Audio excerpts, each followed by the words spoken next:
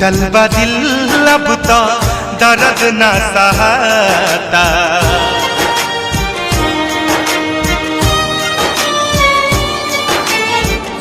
टूटल बा दिल अब तो दर्द न सहता।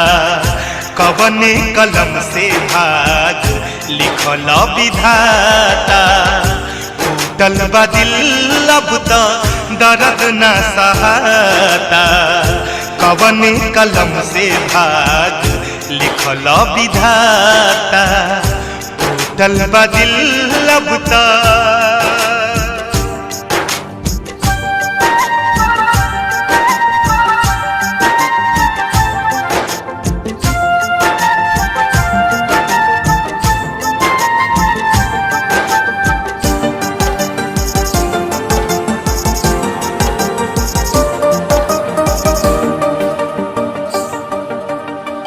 कुछ नहीं खे पाता खाता भइल बा का हमसे, भइली अनजान काहे अपना सनम से हो।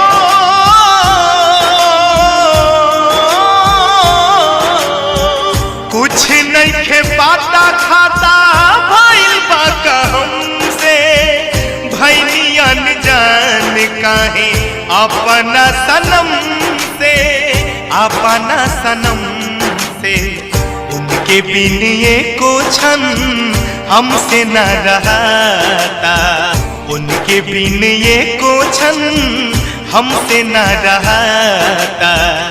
कवने कलम से भाग लिखल विधाता, टूटल बा दिल अब तो दर्द न सहता। कवने कलम से भाग लिखल विधाता।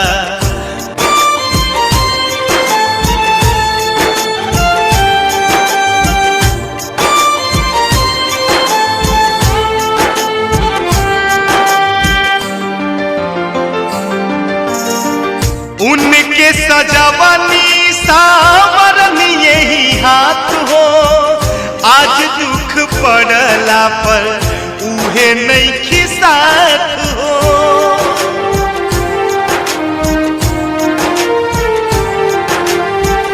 उनके सजावनी सावरनी यही हाथ हो, आज दुख पड़ला पर उहे नहीं खिसात हो, उहे नहीं खिसात हो।